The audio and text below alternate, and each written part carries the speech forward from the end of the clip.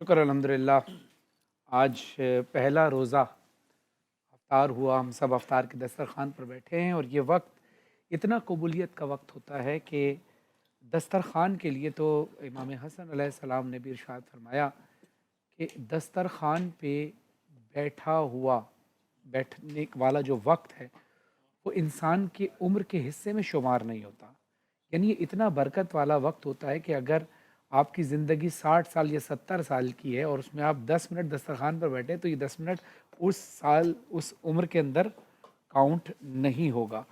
اور دسترخوان پر جب اللہ کی نعمتیں ہمیں ملتی ہیں اس کا شکریہ ادا کرنا اس لیے ضروری ہوتا ہے کہ اللہ ہمارے نعمتوں میں اضافہ کر دیتا ہے۔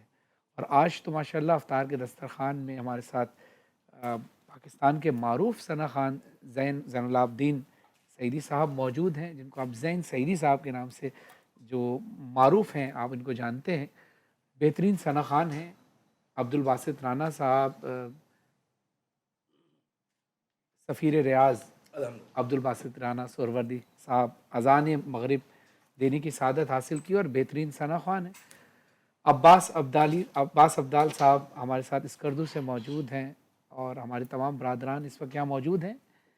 یہ سب سرکار کے ثنا خان ہیں، اور ثنا خان کی حیثیت سے ان کی ایک بڑی اہمیت ہے، اور ان کا بھی دسترخوان پر بیٹھنا باعث برکت ہے۔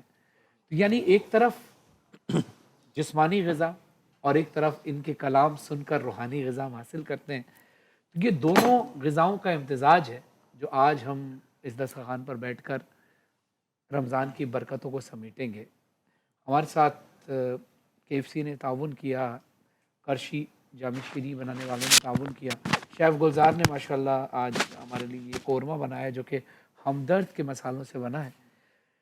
اس کے علاوہ ہماری ٹیم نے خود بھی محنت کی ہے، جو فروٹس کاٹے ہیں، یہ ساری چیزیں جنہوں نے تیار کی ہیں، ہم ان سب کا شکریہ ادا کرتے ہیں، اور اپنی جی ٹی وی کی پوری ٹیم کا کہ جنہوں نے کافی دنوں سے انتھک محنت کے ساتھ ہم اس ٹرانسمیشن کو یہاں تک لے کر پہنچے، اور آج پہلا دن ہے۔ ہمارے ساتھ عباس بھائی بیٹھے ہیں، عباس بھائی سے تھوڑی سی گفتگو کرتے ہیں کیونکہ زین بھائی کو بھی آج ہی پتہ چلا کہ عباس بھائی آئے، اور جن لوگوں کو بھی پتہ چل رہا ہے کیونکہ عباس بھائی کے فین، ہم خود عباس بھائی کے بہت بڑے فین ہیں۔ تو عباس بھائی، روزہ کیسا گزرا آپ کا؟ یہ مائک پہ بتائیے، مائک پہ بتائیں گے۔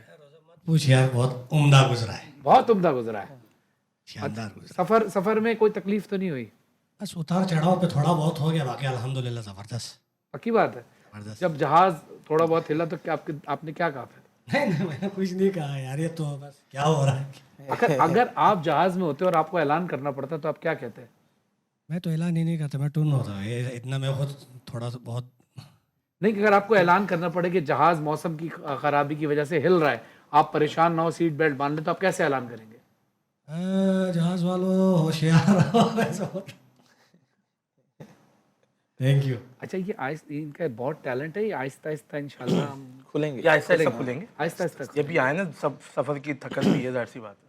ہاں سفر کے تھکان کی وجہ سے کچھ نہیں کہہ پا رہے۔ آپ سے ابھی بیچ میں ہم نے نا ابھی کچھ دنوں میں کرکٹ کے حوالے سے بھی آپ سے بات کرنی ہے، ہاں میں نہیں جو آپ کہا، کمنٹری کرتے ہیں، ہے نا؟ کریں گے، پکی بات ہے؟ تھوڑا بہت کریں گے۔ بس ایک لائن کوئی کرکٹ او یہ ماشاء اللہ ماشاء اللہ۔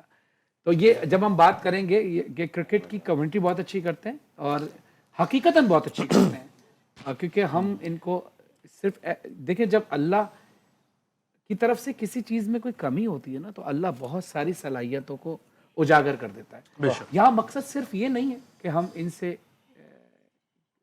میمکری کرائیں یا کچھ اور کریں، بتانے کا مقصد صرف یہ ہے کہ جب اللہ قوت بینائی سے اگر محروم رکھتا ہے نا تو بہت ساری چیزیں اس کو ایسی عطا کر دیتا ہے جو بینائی والوں کے پاس بھی نہیں ہوتی۔ واہ واہ واہ۔ جو سب سے بڑی چیز عباس عبدال بھائی کے پاس ہے وہ ہے عشق رسول صلی اللہ علیہ وسلم کا نور، بے شک۔ وہ بصیرت جو عشق اہل بیت علیہ السلام کے ذریعے دیکھی جاتی ہے، جو شاید ہماری آنکھ شاید نہ دیکھ پائے، جو ان کی ظاہری آنکھ نہ ہوتے ہوئے یہ دیکھ رہے ہوتے ہیں۔ تو ایک روحانیت کا وقت ہے، میں چاہوں گا کہ ہم سب مل کر ایک مناجات پڑھیں اور یہ دعا کریں کہ اللہ اس رحمت کے مہینے کو ہم سے کبھی نہ چھیننا، اور خاص طور پر جو ملک پاکستان میں جس طرح کے اکانومکلی حالات خراب ہیں، معاشی حالات خراب ہیں، روزگار کی تنگی ہے، لوگ پریشان ہیں، پھر جس طرح سے ابھی اسلام آباد میں سانحہ ہوا، اسلام آباد ترلائی کلاں میں، इमाम बारगाह और मस्जिद कसर खदीजतुल कुबरा में, जहाँ पर नमाज के दौरान ही एक दहशतगर्द ने हमला किया, और हो सकता था अगर ये हमला ना होता तो वो भी आज अपने घर वालों के साथ बैठकर अफ्तार कर रहे थे। तो इस अफ्तार के दस्तरखान पर उन लोगों के लिए भी, और ख़ास तौर पर जो कराची में गुल प्लाजा में जो सानिया हुआ, उसमें कितने सारे लोग शहीद हो गए। यकीनन आज अगर वो सानिया नहीं हुआ तो आज हमारे साथ बैठकर या अपने घरों पर बैठकर वो दस्तरखान पर अफ्तार कर रहे होते अपने प्यारों के साथ। तो उन सबको हमें याद करना है जो इस वक्त हमारे साथ नहीं है, उनको भी याद करना है जो हमारे साथ हैं, और उनको भी याद करना है जिनके लिए मीर सज्जाद साहब का एक शेर है कि साल भर भूख छुपाता रहा जो बच्चों से, साल भर भूख छुपाता रहा जो बच्चों से, आज वो फख्र से बोलेगा मेरा रोज़ा है। यानी कमाल ये नहीं है कि हमारे दस्तरखान भरे हुए हों, कमाल ये है कि हमारे दस्तरखान से दूसरे लोगों को भी फ़ायदा पहुँचे। अगर हमारे घर पे 2 रोटी हैं तो अगर कमाल ये नहीं कि हम 2 रोटी खाकर सुकून से जिंदगी, कमाल ये है कि हम 1 रोटी खाकर 1 रोटी उन भाइयों के लिए, अपने पड़ोसियों के लिए या उन लोगों के लिए वक्फ कर दें कि जिनके पास खाने के लिए 1 रोटी भी नहीं है। खुदा की कसम, जब आप बांट कर खाते हैं तो अल्लाह आपके रिस्क में इजाफा कर देता है।